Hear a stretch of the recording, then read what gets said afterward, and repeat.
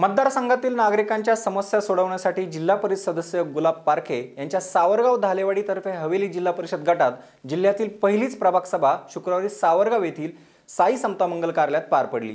यावेळी शिवसेनेच्या गटनेता आशाताई बुचके, जिल्हा परिषद सदस्य गुलाब पारखे, विग्नर कारखान्याचे संचालक संतोष नाना खैरे, पंचायत समितीचे सभापती ललिता चव्हाण आणि सर्व अधिकारी व पदाधिकारी उपस्थित होते।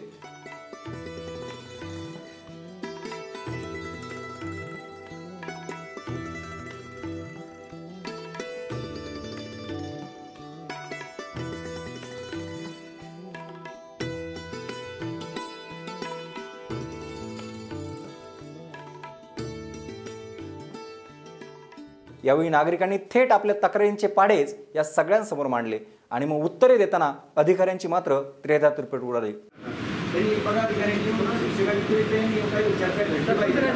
सरपंचाची जबाबदारी आहे। आदिवासी लोक नाव नाहीच म्हणतात, त्यांचं काही हो, पण हे परिवर्तन तुम्ही करायचं आणि ते सगळ्या प्रक्रिया झाल्या नाहीच म्हणत आणि बसून त्या लोकांचं तुमचं कोऑर्डिनेट सगळ्यांचं करा। सरपंचांनी काय करायचं, त्यांचा रोष काय आहे, त्यांची मागणी काय, अडचण काय, जमीन जर नावावर आपल्या आहे आलं का लक्षात, त्यांना गांभीर्य दाखवून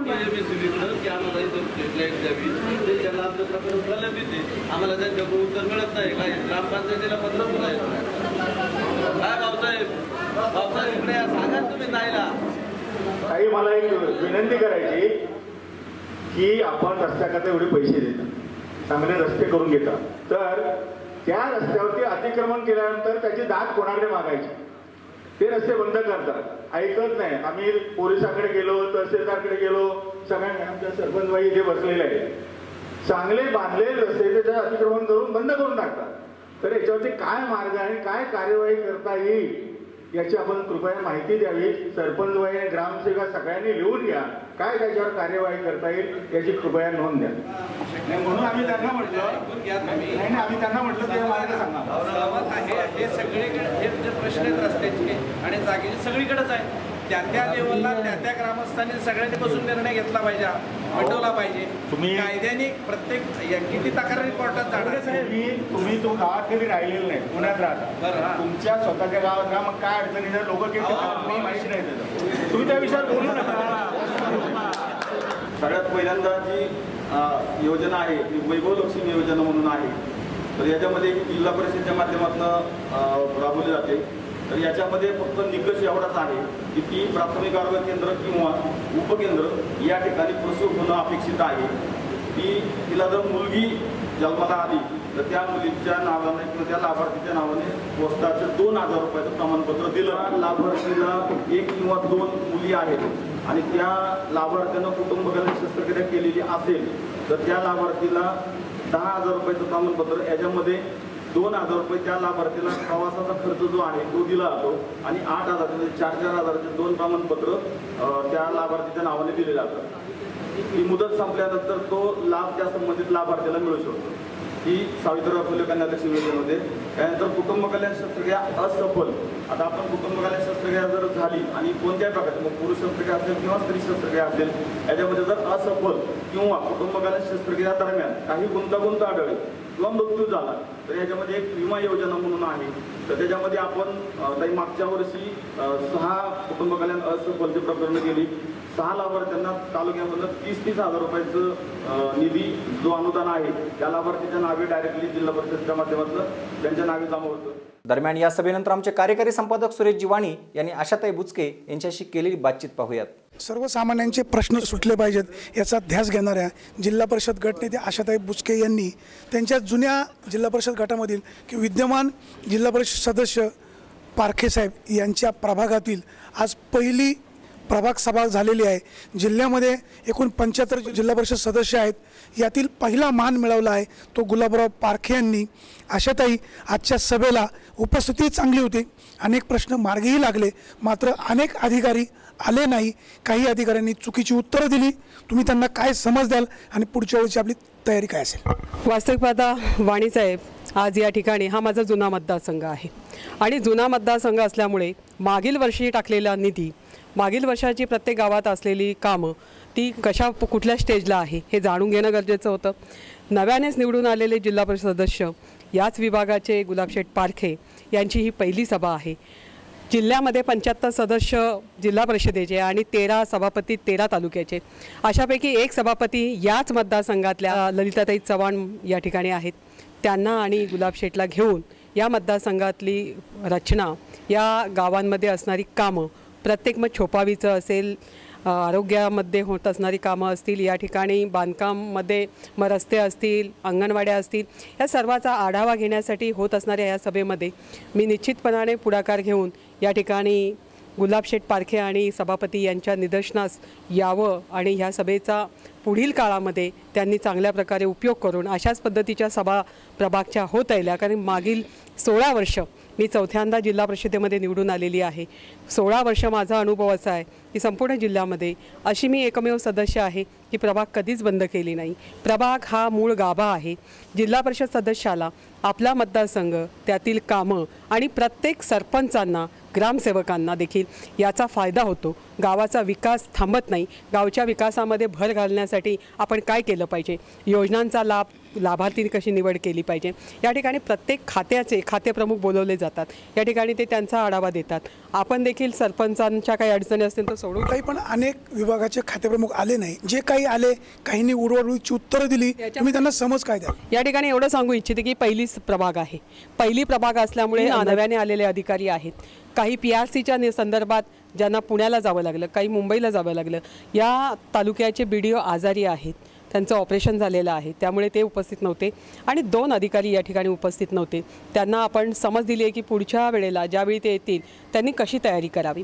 त्या खात्याच्या खातेप्रमुखांनी काळजी घ्यावी की ज्यावेळी आपण हजर नसू, आपल्याला शासकीय कामानिमित्त किंवा महत्त्वाचं मीटिंग असेल तर त्यावेळी आपला रिप्रेझेंटेटिव्ह जो पाठवतील त्यांनी पूर्ण तयारीनिशी ज्या गटात, ज्या गणात ही मीटिंग होत आहे, आपल्या संदर्भात येणारे विषय सगळे घेऊनच या ठिकाणी यावं आणि आपले प्रश्न मांडून आपली उत्तरं त्या ठिकाणी मिळवावीत, लोकांचे प्रश्न ऐकून घ्यावेत.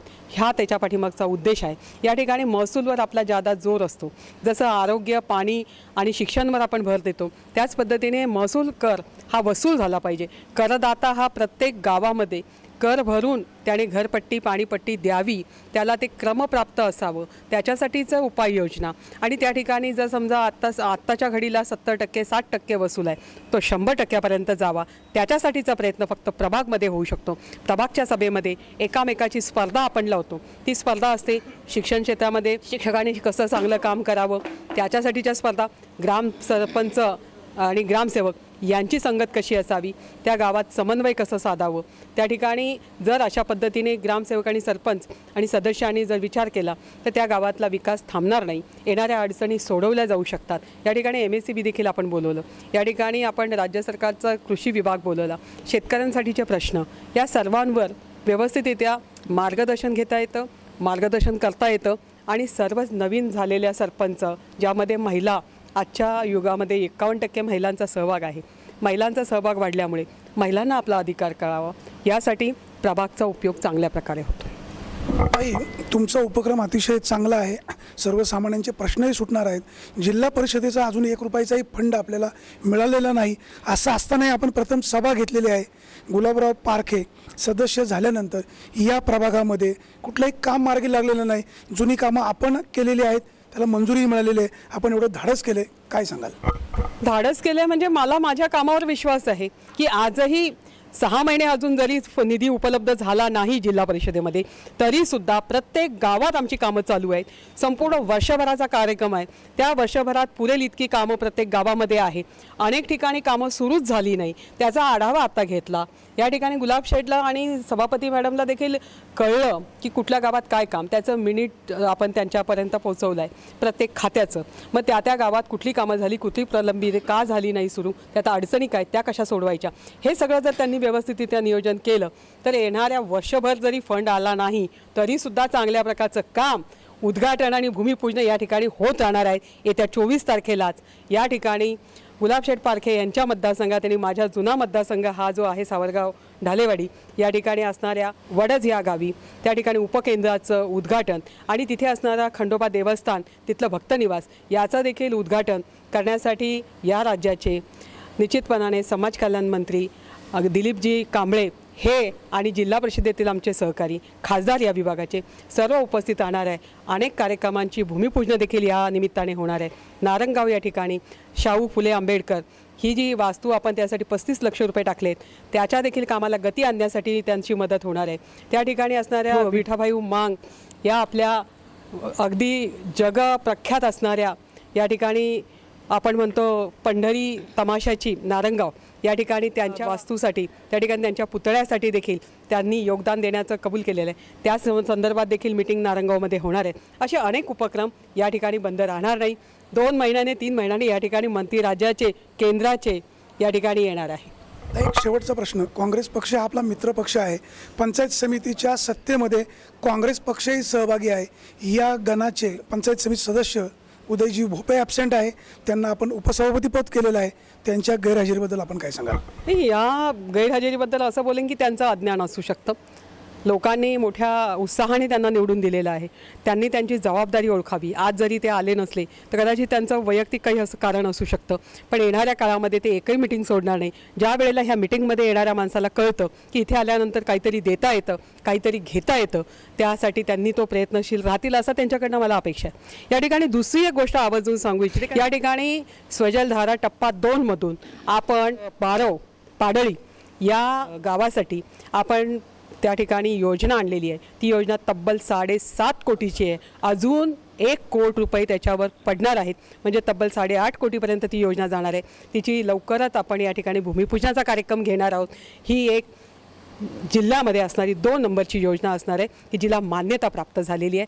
ती करून घेत असताना त्या गावचे ग्रामपंचायत सदस्य संजू भैया परदेशी, त्यांचे ग्रामसेवक, त्या ठिकाणी असणारे त्यांचे सहकारी सदस्य या सर्वांच्या सहकार्याने आणि माझी मदत घेऊन, राज्य सरकारमध्ये मंत्र्यांची मदत घेऊन या ठिकाणी ही योजना आपण मंजुरी आणलेली आहे. तिची लवकरच सुरुवात होणार आहे.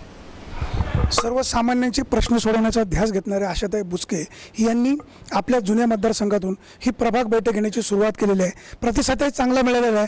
अधिकाऱ्यांची जरी गैरहजेरी असली किंवा काही अधिकाऱ्यांनी जरी उडवाउडीची उत्तरं दिली असली तरी भविष्यकाळामध्ये ह्या सगळ्या अधिकाऱ्यांना वठणीवर आणल्याशिवाय आशाताई बुचके राहणार नाही. शेवटी त्यांचा हेतू एवढाच आहे की सर्वसामान्यांचे प्रश्न सुटले पाहिजे, सर्वसामान्यांच्या अडचणी मार्गी लागल्या पाहिजे. आपण आशा व्यक्त करूया की या प्रभागातील, या जिल्हा परिषद गटातील प्रश्न मार्गी लागतील. कॅमेरामन लक्ष्मण दातकळसह सुरेश वाणी, आपला आवाज, बस्ती.